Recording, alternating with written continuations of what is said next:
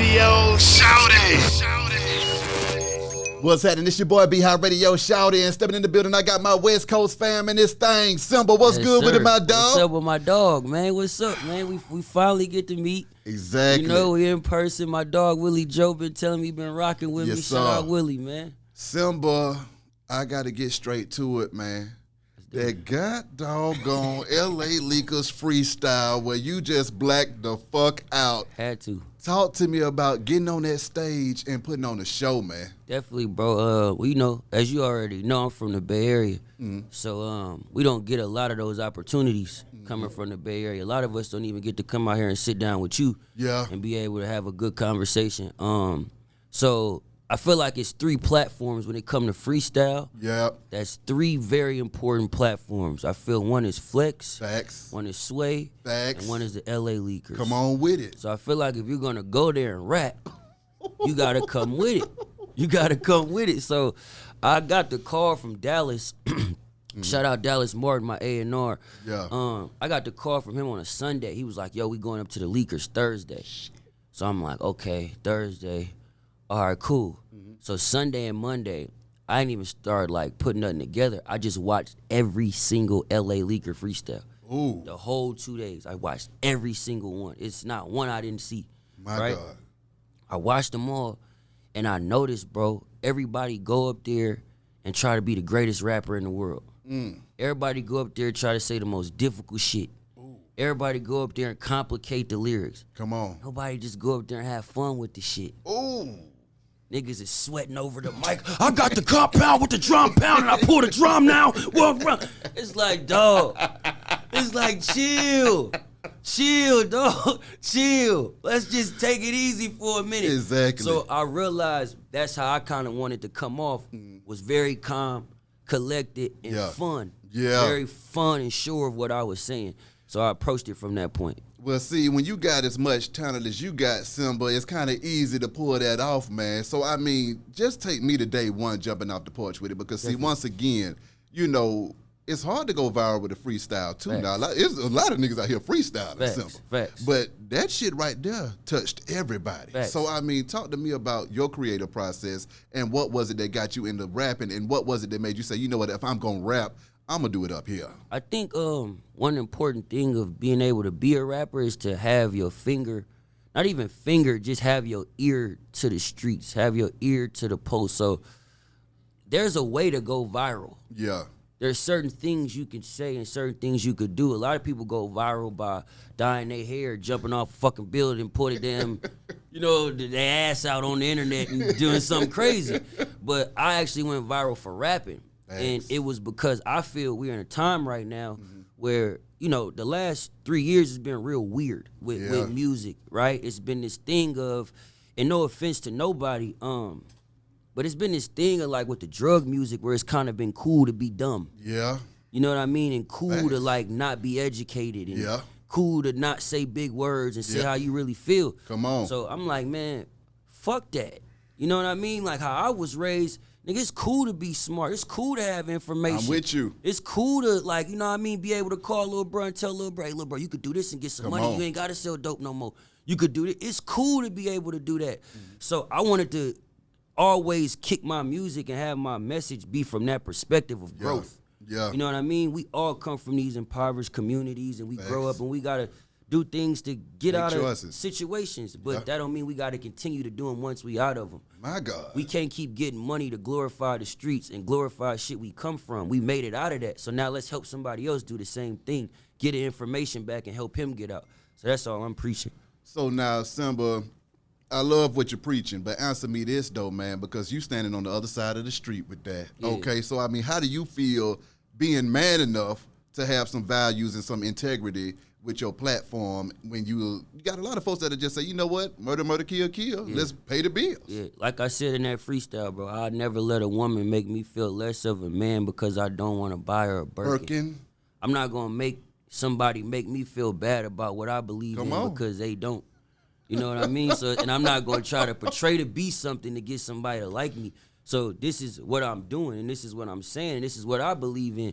I got nothing against what a young let's say 15-year-old kid who want to pop pills, and if that's what you want to do, that's your choice. But it's my responsibility to tell you this is wrong, bro. Yeah. You know what I mean? Like, you might kill yourself doing this shit. Now, if you want to kill yourself, go ahead and kill yourself. But I'm gonna let you know, motherfucker, you about to kill yourself. Do the shit. You ain't gotta kill Exactly. yourself. Come on, man. I mean, I'm loving what you're saying, though, SYMBA. I mean, the name SYMBA, what made you holler up and call yourself that? It's simple. It was my favorite movie as a kid. But I also relate to the story because I'm probably about to say this wrong, but if I believe the Lion King story is a ancient story from Africa, if I'm not mistaken. Yeah. So it's a story we all relate to as far as a kid losing his dad early. I lost my dad very early. My dad went to prison when I was 2. He got life in prison, and a month before he was able to have a hearing, he was killed. What? In prison. Yeah, he was killed. And I know he was killed because my dad used to always say they're going to have to kill me before I kill myself. And they found him. He was hanging. Yeah. He was hanging. They never released the autopsy, never really told us anything to happen. They just told us he hung himself. So I know they killed my dad, you know? How did that impact you, though, SYMBA? I mean, a month before, he was about to handle his business, and then for that to happen, I mean, what did that do to you mentally? Taught me never go to jail. Come on. Taught me never go to jail because if he wasn't in there, he probably would still be alive today. Yeah. But it was a decision he made as a young man to help take care of me, help take care of my mom. And unfortunately, it backfired. It didn't work out. He didn't probably think all the consequences that may happen. He maybe was only thinking of the good side of what could come of what he was doing at the time. And because of that, it led him into a situation that he pretty much wasn't able to defend himself in. With that being said, being a product of that yourself, man, is that, part of the reason why you speak the facts that you speak? Because a lot of times, people glorify what they really don't know sometimes, too. Yeah. You see what I'm saying? And if you know pain and if you know a struggle and you know that shit is real, it ain't nothing to really be glorifying because it don't feel good. Shit. Bro, I got uncles, bro. All my uncles been to jail, bro. I'm the first one in my family to graduate high school. What? My parents has been to jail. My aunties has been to jail. My best friends, I have a best friend in jail right now who was in jail for 5 years, came home for 5 months and went back, and now he's doing another 5 years. So if you look at that, that's 10 years of his life that he missed. I got another friend in the lobby, Jamal Truelove. He did 7 years, was wrongfully convicted for something he didn't do. He missed 7 years of his life. You know what I mean? I got a partner in jail right now. He done been locked down since Katrina, so that was like probably almost 15 years for something that he didn't do. Jamil Joyner, we've been trying to free that man the whole time. And, I mean, that just speaks to the judicial system as well because you got a lot of people that find themselves being locked up in situations that they don't deserve to be locked up for, Facts. But back to the music, responsibilities and principles. Yeah. I totally understand why you named it that now, but I need you to talk to it. Yeah, still definitely. Like I said, I got a song called "Reality Is." Video is actually dropping tomorrow, and I'm telling the Shay Cotton story. Right? Shay Cotton, to a lot of people who may be listening right now, they may say, "Who is that?" Well, Shay Cotton to me was LeBron before LeBron on the West Coast. Yeah. He was a big-time high school basketball phenom in the early 90s, late 90s, early 2000s, right before we got a glimpse of LeBron. Yeah. Right? Over in the West Coast, we seen Shay Cotton, and he never made it. Damn. He never made it due to the politics of college basketball and due to certain things of where he come from. So I got a song, and the hook is saying life is never really what it seems. We expect more than we achieve, plotting on another way to scheme. You trapping when you could have made the league. My nigga, everybody got a dream, but reality is most of us ain't gonna make it rapping. Most of us ain't gonna make it trapping. Most of us ain't gonna make it playing ball. Somebody ain't gonna see tomorrow, but none of us is gonna be here as long as reality is. So it's telling the other side. My God. It's telling the other side. In the video, I got Draymond Green. Draymond Green is talking about how Shay Cotton motivated him to hoop. So you got the 3-time champion who made it praising the person who didn't, because without this person laying that groundwork, he probably wouldn't have got those 3 rings because he motivated him to make it. I mean, and while we speaking about basketball, though, I mean, LeBron showed the love too and said, you got next in this thing, man. The greatest player ever. Ever. SYMBA, I don't care about Mike. Okay. LeBron is the greatest player ever. And I'm with you. That boy LeBron don't fuck around. Now I'm an 80s baby, so Michael Jordan hold a special part of my heart you 80s now. and 90s babies got this imaginal relationship where y'all married to Michael Jordan. But let me tell you something. If Mike would have had to play LeBron, or if Mike would have had to play KD, or if Mike would have had to play Kawhi, every night, look at these NBA players today. You got 7-footers knocking down threes, running off picks. Somebody like Jokic is bringing the ball up. Now, I'm not taking away from what Jordan did. Well, now, I feel you, but then I got to go there with you. Jordan, them boys was hand-checking back then. You can't touch these boys now. You get punched in the eye going to the hole back then. So you had to be a man's man to even dunk on somebody back then. You was really with it if you went in that hole back then. Okay, let me ask you a question. Talk to me. I'm a rapper. You think I'm nice?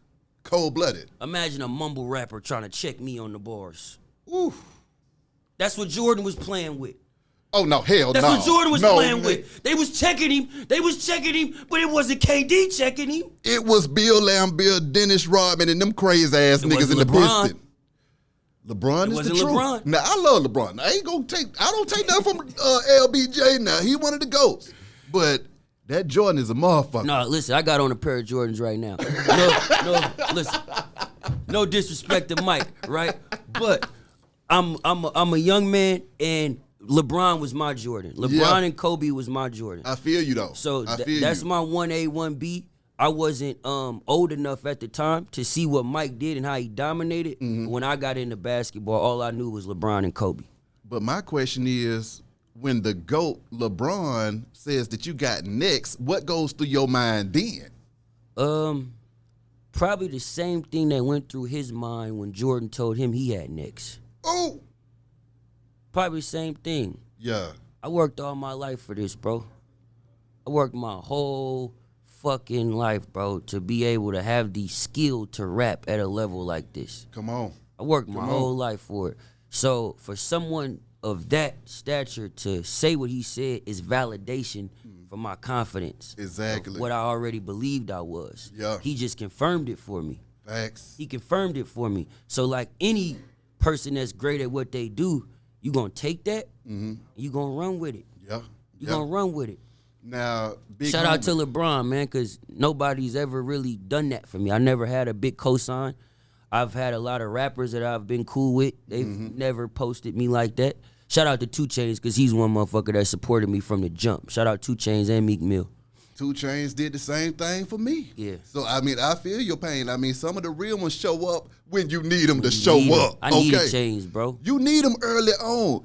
My first album credit, thank you, came from 2 Chainz Boats. Wow.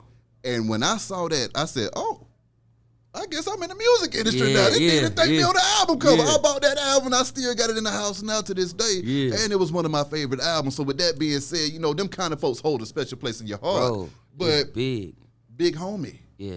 that song hard as hell too. Thank you, bro. I mean, you done got Rich and Turner to see your big homie in this Facts, thing. facts. Break it down to me. It's really like we all use the term big homie. That's a universal slang, but in the Bay, we kind of got a different meaning to big homie. So big homie for us is like, it's you. Like I'm big homie because we don't really have a lot of big homies. We independent with a lot of shit we do, so we get a lot of information and a lot of our game just wiggling around and learning on our own fuck ups.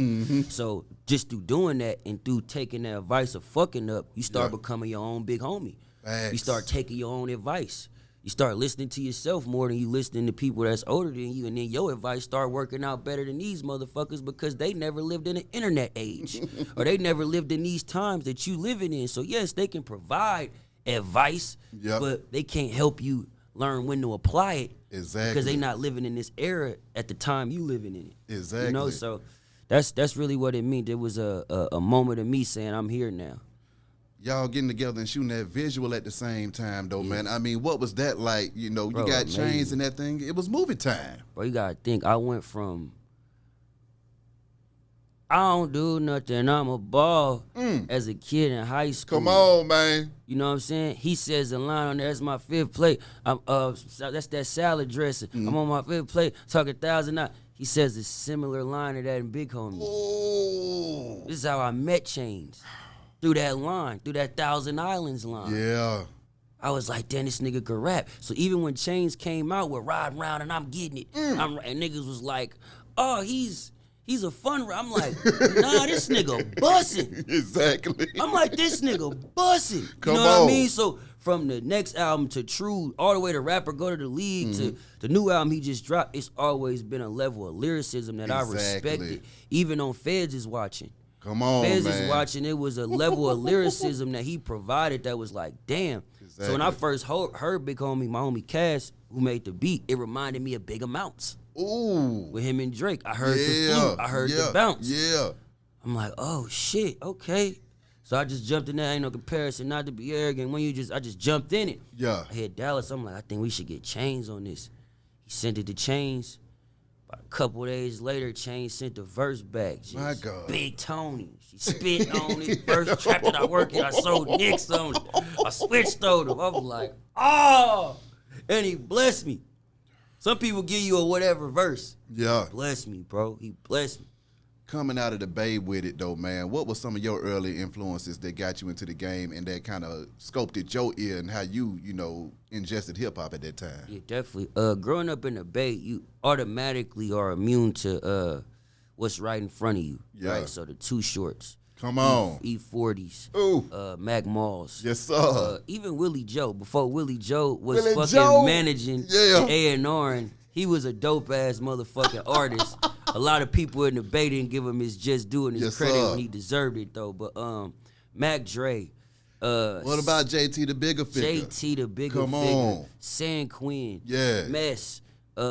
Everything I grew up real Bay influenced, but what happened was my parents was heavy into real estate. Ooh. So my mom started moving around the globe. Yeah. And as I'm moving around the globe, the further I get from home, I'm realizing I'm not hearing the same sound or hearing the same song. So I'm trying to play these songs, keep the sneak, white t-shirt, blue jeans and Nikes, Turf Talk, super sick with it, Mr. Fab, New Oakland. I'm running around playing these songs and people moving, but they not getting it. Yeah. They not getting it because we come from a place to where you gotta be there Yeah. and you gotta see the energy to understand what this is. I seen Pusha T say one time, he used to think hyphy music was like parody music. And he came to the Bay and seen one of the baddest females just like this dancing and shit. He was Exactly. like, oh, I get it. It's a culture.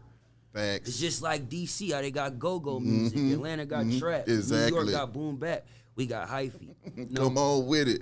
So now, being in Oakland, man, what was it like for you starting your career off and just really trying to make a name for yourself and make a stain in the game? I mean, did people just automatically gravitate to the movement? So here's what's crazy, right? Talk to me. I'm not actually from Oakland. I'm from Berkeley, which is right next to Oakland. Okay. Right? I was born and raised in Berkeley around 11, 12 years old, maybe even 13. We moved out to Antioch. Okay. Antioch is a small suburban town. Uh-huh.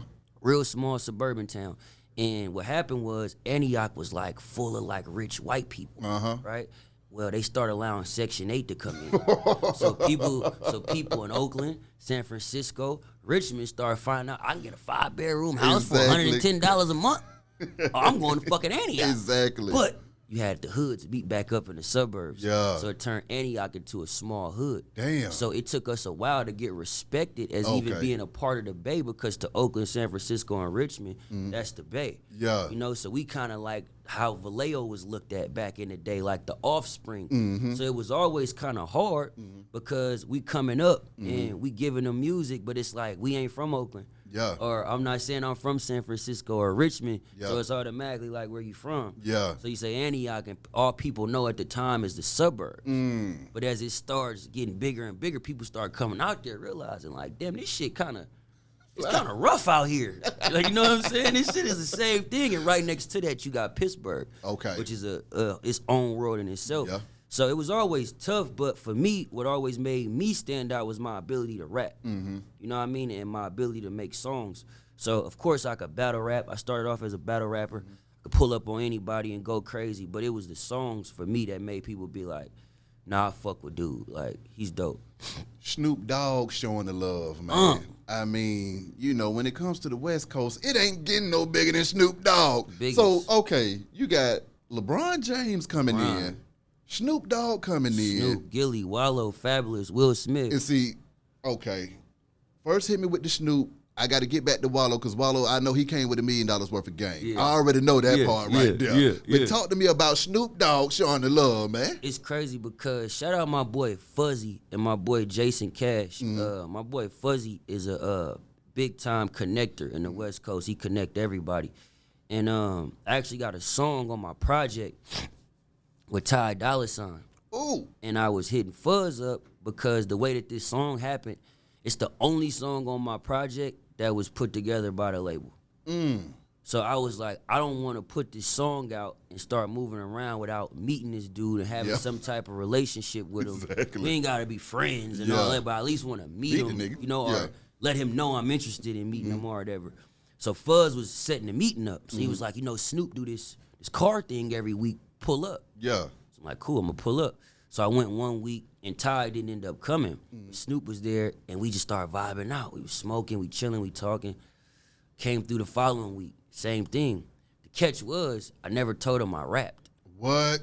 Never told him I rap. Because every time I meet somebody big, I feel like when you tell them what you do, especially if it's in what they do, they feel like you asking for something. Exactly. And as a legend, I never wanted to ask him for nothing. I just wanted to be You like, want to blessed fuck up the be in his vibe. presence. Exactly. You know what I mean? Like, I'm just happy I'm here with you. You my mama favorite fucking rapper. You know what I'm saying? So, I never told him I rap. Yeah. So what happened was, my boy G-Rod, shout out G-Rod, he posted it, and Snoop follows him. And Snoop seen it. Yeah. And I think he was like, that's nephew that be at the car show. You know, so he fucked with me and posted it, and every time I see Snoop, it's just straight love. We went to the compound, watched Dolomite on movie night. Yeah. Like, it's love, and it's like, you get a lot of people, like same thing I was saying about LeBron, you get a lot of people who reach A-list celebrity status, and they don't involve themselves in the community no more. They don't let you touch them. They don't let you see it's possible. Exactly. You know, and Snoop continues to show us it's possible, bro. He just built his own compound in Los Angeles. Same thing Tyler Perry doing out here in Atlanta. Yeah. So now that teaches me as a young man to teach my son, to teach my brother, hey, we gon' partner with these people, but we gonna get our shit right. And this is what we gonna really do. We gonna build something for our community where everybody could come over here and record. Everybody could shoot a movie over here. That's right. You ain't gotta be in Hollywood or a big name artist. If you black and you got talent, come on. Facts. Come on. Now, I saw you chopping it up with my dog, Wallow, man. I had the chance to talk to him a while back on FaceTime. Shout out my brother, Rashad. Yeah. And he dropped $1 million worth of game on me in 5 damn minutes. So, Wallow gonna give you game, guidance, attention, motivation, and education. Come on, He's man. gonna give it to you. I learned that from him. Guidance, attention, motivation, and education. That is game. What was that like, being able to chop it up with an OG that was willing to share that information? Because once again, man, I was inspired just by talking to him when I realized that, damn, you got people that understand what the fuck is going on, know what you're going through, and say, hey, man, I got a few tips that make shit easier for you. So what was that like, being able to get that game from him? Exactly what you said, bro. It was a blessing because sometimes when you on the come up, everybody always tell you what you're doing right, but they never tell you what you're doing wrong until it goes all the way fucking bad. You know what I'm saying? So you need those moments for people to tell you, hey, bro, don't do this, or don't say it like that no more. Yeah. Because you'll continue to make those mistakes just by being ignorant to what it is you're doing and you new to it. So with conversations like with Wallow, and me and Wallow been knowing each other for like a year. Yeah. So Wallow tapped in with me last year before anybody even was following me like that. He just seen me rapping and just tapped in with me. Yeah. And every time we talk, bro, it's always something gay. He gave me the game about the Swiss Army knife, right? The Swiss Army knife about having every outlet, the cameraman, the editor, you know, the platform to put it on, just being able to have everything and get it out at once. Yeah. Not to be so perfect with the content. Some people like to make the content so sexy and big and polished, but people can't relate all the time. So sometimes pulling that phone out, and just letting them vibe with you for a minute does a lot more than a music video. So he's kind of taught me how to open up and you know, film it and be okay with that and putting it on the internet. So shout out to Big Bro. He always giving me game. Now, what Will Smith had to say? Man, bro, Will, it's actually something I'm working on, so I can't talk too much about it. Yeah, but Will is dope, bro. Yeah. It's literally like a great experience. Mm-hmm. He's working on some great things, great movies, you know. So we'll leave that there. But great conversation. To be able to talk to him for sure. Now, back to this product, man, and this project and this album. Getting signed to Atlantic, what was that like getting on a major label? And I mean, what were the changes that you noticed automatically once you signed that contract? I've been signed to a major before. So I think the difference was not being a priority versus being one. Ooh. At Atlantic, Dallas made me a priority. Yeah. Dallas went to bat for me. So it was a lot of times other A&Rs would come in and say things like, SYMBA doesn't have a following. We should run with this person's record first. But Dallas is like, no, his shit is better. He got the talent. You know, he has the talent. He has the work ethic. Like, so he went to bat for me, bro, in ways that, like, I'm forever grateful for. I be telling him all the time, like, nigga, I'm going to take your job one day, nigga, because I'm up under you so much. You feel me? Exactly. But he went to bat for me. So when I was over at the other label, it was more so like I was just an artist on the label. Mm-hmm. So you get one video. Yeah. You get one shot. You get one song to put this thing out, right? And then this one video and this one shot has to be not only how you see yourself, but how they see you. My God. And then it might be a fucking clash because they see you as one thing, but you see you as a whole nother thing. And what makes that even worse is I got signed to that label for writing a song for somebody else. So I didn't even get signed for doing what I do. Exactly. I got signed for doing what I do for somebody else. So now they want me to do me. They want me to do what I'm doing for other people for me, but this isn't naturally me. Yeah. So they give me one shot to do it. And of course it doesn't work because it doesn't seem authentic. Exactly. It doesn't look real. It looks too commercial. It's too polished. Who is this guy? He looks like a fucking industry plant. Where the fuck did he come from? Right? Songs all auto-tuned out. Imagine that. The way I spit, they got me doing auto-tune shit. My God. They're telling me at the time, this is what people want to hear. And you can't be mad at them because this is their job to do that. Yeah. They have to keep producing stars. And I tell people all the time, the industry works. For, like, people always tell me, make shit for the youth. Make shit for the youth. Me and my boy Cass talk about this shit all the time. Make shit for the youth. And we always talk about how eventually the youth has to grow up. So a lot of people get stuck in making shit for the youth, and then they grow up, and now you stuck. Old as hell You trying to make something for the youth. And the business can continue to compete, continue to duplicate that practice. So they can always go find the next young nigga, but you can't keep getting younger. And now you done lost your fan base because they done outgrew your ass. Because they outgrew you, you know? So I felt like I was getting ready to go down that path when I was on the other label. Yeah. So I asked to be let go. They let me go. I met my boy Cass. I met Donnie and Chase. We linked up at Star Island. Shout out to Star Island, Bree Steves, Ghost, Good Girl, Jason Cash. We linked up, bro, and we met Dallas. And ever since I met Dallas, bro, it was like, he like an older me, bro. Yeah. You know what I'm saying? He like a 7-year-old older version of me. Facts. So it's like we just mesh with each other perfectly. For you maneuvering in the industry, and I would say versus before that damn freestyle hit, because I'm pretty sure after that freestyle hit, a lot of doors had to open after that. Yeah. Beforehand, what was your, situation like? I tell people all the time, to actually think you're gonna make it in music, you gotta be a little fucking crazy.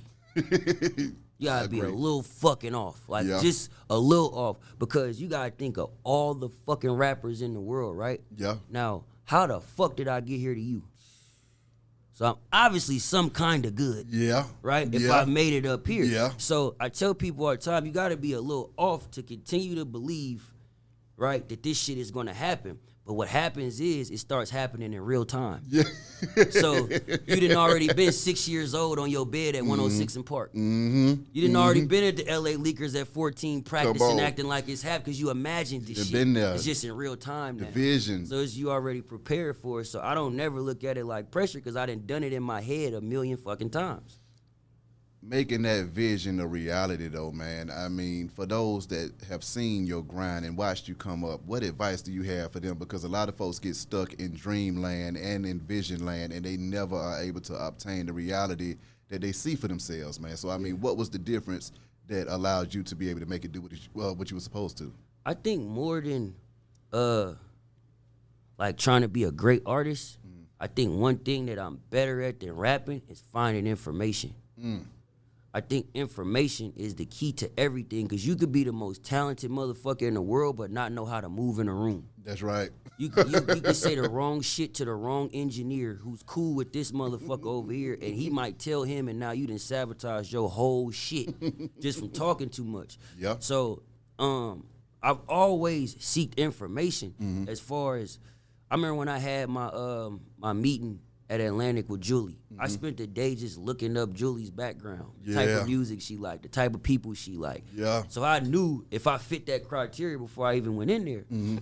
So I think it's just a matter of, bro, finding the information, learning the industry, believing in yourself, and staying consistent. You don't necessarily have to stay consistent with putting things out, but staying consistent with consistently doing it. Exactly. Like, a lot of people be like, how do I get started as a rapper?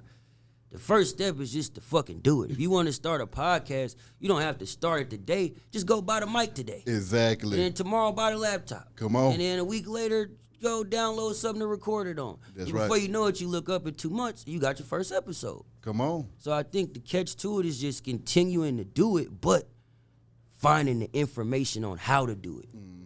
That's the thing. Now that you are doing it, I mean, what is it that you love the most about doing it right now, man? Like meeting new people, bro. Yeah. You know, like last night, like literally just at 11 last night, I was in California with my son. Yeah. And at 1 o'clock today, I'm chilling with you. Facts. You know what I'm saying? Facts. So tomorrow I get to hang out with DJ Drama. Oh, man. You know what I mean? The big homie. Yeah. So it's like getting able to hang around and meet people that you always watch do this shit. Yeah. You know, like it's a blessing. How do you feel when you start to see that circle change, though, too? Because, I mean, you start off from the fishbowl. You're looking at the fishbowl, looking at all the fishes, you know, swimming around, and next thing you know, you in there swimming with the fishes, and some of them might be sharks. Sharks. Talk to me. Sharks. You definitely gotta know who's your friend and who you doing business with. Sometimes it's best to stay away from if everybody like you, something wrong. Everybody like you, you know. So I've been seeing a lot of haters come out the woodworks lately, which lets me know I'm doing something right. Okay. But you gonna always deal with that in any business. You gonna deal with sharks in the streets. You gonna deal with sharks in the corporate world. You gonna deal with sharks in the NBA. You gonna wherever you go, you gonna deal with. I'm sure you deal with sharks every day in this business you in. So that's in any business. It's not just music. I just think you gotta know how to not take shit personal. Facts. And understand everybody not your friend. Yeah. Most people here to benefit themselves. And if you genuinely notice someone that's here to benefit themselves, do the same thing for you. Benefit yourself and keep it pushing. Now, when it comes to being a writer, how often do you find yourself writing for other folks? Shit, every day. What? I'm somebody that have a hard time saying no. Shit. I have a hard time saying no, so it's like I get a call from a big publishing company. Hey, we want you to come work on Fast and Furious and Scooby-Doo. I'm on the way. You damn right. But I might get a call from Tutu from 98th Avenue. They'd be like, bruh, I need you, bruh, I need you. I'm going to pull up because I remember when nobody pull up for me, and now I got the information on how these songs should sound. So I'm going to pass it off. That's my responsibility, to pass it off. I got a principle to pass the information off. That's right. You know, so it's always love, bro. I treat everybody the same, bro. I treat the janitor like the boss, bro. Facts. I treat everybody the same, and I'm thankful for the opportunity to be able to work. As a writer, man, how do you make sure that you still keep some good shit for yourself? Knowing who you are as an artist. Yeah. So the people I write for aren't me. I got a kid right now I write for, a big kid on social media. Yeah. He's not me. I'm not him. His audience isn't mine. Facts. But I know how to understand his audience. Yeah. Right? So I can understand if I'm in here with you, my dog got little baby plaques. Yeah. You feel me? He got the camera, it's all black. Exactly. Podcast on attack. You feel me? Like I could piece it together because I know what your life is just by looking at it. Exactly. So and then it's always dope to work with people that don't need writers. They just might need an idea. Ooh. Some people already know how to write. They just might not know the idea to write about. So that's always dope to see that too. What's your creative process when you get in the studio and you in there kicking flavor? It change every time, bro. What? every fucking time. Some days I sit in that motherfucker for 3 hours and don't do shit. I look at these big booty bitches on Instagram for 3 hours and just fucking fantasize, right? Don't do nothing, right? And then just out of nowhere, just boom, it'll hit. The 4th hour, it'll hit, and we got 2 songs done. Some days I come in there, bro, and it's one take. The beat come on, I got the hook. She wanna fuck me and don't even follow me. Fuck me and don't even follow me. Boom, come on, let's do it. So it varies each day. I just let it come how it come. Who are your favorite artists to work with so far, man? Trey Songz. Trey Songz made me realize I ain't had no bitches. Damn trigger. But he do it so effortlessly because he all about the work. So it's like they after him. He not even after them. Yeah. He in the studio doing work. They just, you need something? Ooh. Bitch just walk by me like I want some water too, bitch. Damn. You know what I'm saying? Like, she's just here for him. But it's always fun to work with Trey because he teach you a lot too. Yeah. Song structure, format, learning your voice. Yeah. Trey's dope to work with. Who else? Fucking Chainz was dope to work with. Sleepy Rose. Ooh. That's my boy. Yeah. Sleepy Rose, my boy. We actually been cooking up a lot of music together. He's fun to work with because he taught me just as far as how the young niggas approach their music. Yeah. You know what I mean? I'm not going to tell you what he told me because I'd be giving up his formula. Exactly. But he gave me a take on how he views music and how he listens to it and how he takes it in, which made me kind of, okay, let me apply some of this. I can't do it like him, but I can apply some of these same tactics. Who else, bro? Fucking, I done worked with a lot of people, bro, but those is like some of the Cash Dog. Sis is hella fun. Come on. Sis hella fun to work with. She don't smoke weed, but she let me smoke all my goddamn weed. Like, sis fun as fuck. I worked with a lot of people, bro. It's been fun, though. Responsibilities and principles, though, SYMBA. Talk to me about your vision for hip-hop and getting in there and doing what the fuck you want to do versus what is expected of you. Yeah. My whole thing, bro, I'm just trying to make it cool to be smart again, bro. Yeah. I'm not saying be no fucking nerd or be no brainiac. You know what I'm saying? No fucking rocket scientist. I'm just saying being smart about your surroundings and smart about what you doing as an individual, smart about the places you go, smart about the people you hang out with, smart about the words we use. You know what I mean? And how we may push the wrong energy out there sometimes. And you know, the law of attraction is a motherfucker. Come on. You could say something so many times until it actually happens, you know? Facts. So I'm just trying to make people aware, bro, and not be afraid to grow. Like, I feel like sometimes we as young black men, we got this thing of like, we gotta stay the same. Like, oh, I'm a real nigga. I'm from the hood. Nigga, I ain't never left the trenches. I ain't never done. But it's like, nah, bro, you gotta grow, bro. Because if you don't grow, other motherfuckers around here ain't gonna grow. I was watching a documentary on YouTube on Malcolm X, and it was some of his closest partners that rode with him the whole time, and they asked him at the end of the documentary, what was it that they missed about Malcolm X? And they said that Malcolm actually represented a black man being able to mature into a full man. Facts. And a lot of times, you know, you'll see a lot of men not really being able to mature into their full potential, and they get stuck, just like you say with the music. They want to keep you stuck, catering to them little kids. So, I mean, in the same breath, you might be a little kid your damn self, even though you're a grown-ass man. And think about what niggas is rapping about, right? Niggas is talking about how they done been in prison for 10 years, right? So if you been in prison for 10 years, nigga, you 32. You went to prison at 22. So you lost about 10 years of your life. So mentally, nigga, you 32 still thinking like a 22-year-old. So you guiding 22-year-olds who's looking up to you because you 32, but you giving them information that they believe in at 22. You're not giving them nothing to grow to. Exactly. You know, so we got a responsibility, bro, as you know, I'm not the big homie. I'm the little homie to some people, but I look at myself as a young OG, as an influencer. 28 years old. Yeah. You know, but we have a responsibility for those up under us to tell them, little bruh, that ain't it, little bruh. Try this. Go this other way. This ain't the way. Answer me this, though, SYMBA. Why do you feel like people are so scared to keep it that thorough with the next man? When you say thorough, what you mean by that? You know, I know what that means. Well, but I'm about to go there with you. I grew up on Outkast and Goody Mob. Yeah. And them boys would snap so hard in their music Yeah. that it would make you have to get your shit together. Songs like Get Up, Get Out, and Get Something. You see what I'm saying? Yeah. That was not your average hip-hop song. That was the kind of song that'll make you get up, get out, and get something. So why do you think that a lot of people just don't want to do that? There's no feeling in the music no more. Yeah. There's no feeling, right? So if you look at a lot of these records, a lot of these artists is duplicates of what's already hot, right? Yeah. So Lil Baby, one of my favorite fucking rappers. Yeah. Future. Yeah. I listen to this nigga every hour on the hour like he's a fucking Bible. Young Thug. Yeah. One of my favorite niggas, right? Yeah.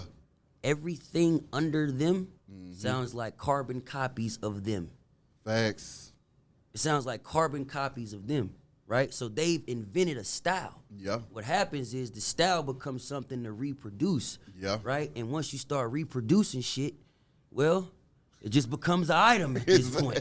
You just another fucking thing on the fucking shelf because it's just so massively fucking produced, and we don't have appreciation for it until we get the real thing again. Until Future drops, until Baby Thought, until Thugger drops. Exactly. We don't appreciate it as much because the feeling of it is gone. Come on. Baby provides the feeling. Thug provides the feeling. Future provides the feeling. A lot of these other motherfuckers is just produced, recreating, trying to recreate a feeling that they already invented. Exactly. Moving forward, SYMBA, what is the feeling that you're trying to create for your audience? Growth. Growth, man. Let's grow, bro. Let's win. You know, let's fucking stop spending so much money on jewelry and spend it on security. Right? Let's go buy our mom's cribs, bro. Let's start our own black media companies, bro. You know, motherfuckers running around with 100,000 in jewelry and 70,000 on to protect. Mama's still in the hood, bro. Go buy your mama a restaurant, bro. You could take that watch off and save 60,000 and buy your mama a restaurant with the other dub. Exactly. You know what I'm saying? Like, let's start thinking a little smarter because at the end of the day, we all we got, bro. These cops is out here killing us. The government ain't gonna change too many laws to stop it. So at some point, we gotta accept accountability for the situations we put ourselves in. So the only way we get out of that shit is pulling ourselves out of poverty, bro. We gotta be in poverty because we ain't got money. So what do you gotta do within that? Sell drugs, steal, kill, do all this shit to get by because you know no other way. Well, if we bringing new ways to the hood and you ain't gotta do that, Facts. now everybody got a way to get some money, bro. Responsibility and accountability. Yeah. Why the hell do we have such a hard time getting folks to understand those two concepts? I feel like, bro, a lot of people not comfortable with themselves. A lot of people not comfortable with themselves, so they find somebody else to take it out on. They don't know who they are yet. They haven't found themselves, so they don't have a accountable bone in their body, bro, because they don't understand what it is they doing and living as a human being every day. So a motherfucker don't have the compassion to say, hey, bro, I was wrong. You know how many people would still be alive Oh, my God. if a nigga just would have called a nigga and said, hey, look, bro, I know I did this, but I was wrong, bro. I'm sorry. Come on. But a nigga ego won't let him do it because you think this nigga gonna look at me like a bitch. Exactly. He gonna look at me like a son. Nah, bro, nigga gonna look at you like a man, bro. real 'Cause he man. don't want to be out here shooting with you either. Exactly. Feel me? Nigga don't want to be out here beefing with you, bro. That nigga want to get home to his kids. Facts. But it's just he got an ego too. So who's gonna take the first step? Exactly. Unfortunately, people die before somebody take that first step. My God. Now, SYMBA, has there ever been a time in your career where you felt like this shit wasn't going to happen for you? Oh yeah, bro. And how did you overcome that? I'm still dealing with it today. I ain't overcame that shit. Wait a minute. Now, when LeBron James posts you and Snoop Dogg posts you and then that L.A. Lakers thing go crazy, that wasn't a tipping point enough for you to say, you know what, it should be downhill from here. No. My God. No. Bro, I could walk out of this motherfucker right now, hit the wrong blunt, and lose my voice tomorrow. Come on. I could walk out this bitch, jump in this car, somebody could fucking peel my top back just because he want to take my chain and I never see my son again, bro. Come on. So, hell nah. Hell no, I don't feel like I made it. I gotta keep fucking going, cause this shit could stop at any given fucking moment. Me and Willie could be walking down the street. I tear my motherfucking Achilles, nigga, and go into depression. You feel me? It's over. I feel you. It's over. So at no point am I comfortable about feeling where I am. I gotta keep fucking going. I ain't got a #1 album. Yeah. Then when I get the #1 album, it ain't got a Grammy. I get the Grammy, I ain't got the top 100 on, you know what I'm saying? Yeah. It never stopped, bro. I It feel never that. stopped. I feel that. Lastly, SYMBA, what do the folks need to be looking out for, and how can they contact you, man? Definitely, Don't Run From Rap, out right now. Don't Run From Rap. 12 songs. Put a lot into these songs. I hope everybody rock with it. I tried to give them a broad spectrum of shit, not just keep everything one sound. Yeah. Tried to make something for everybody, but still keep my message within it. You can find me on all platforms at The Real SYMBA. That's SYMBA with a Y.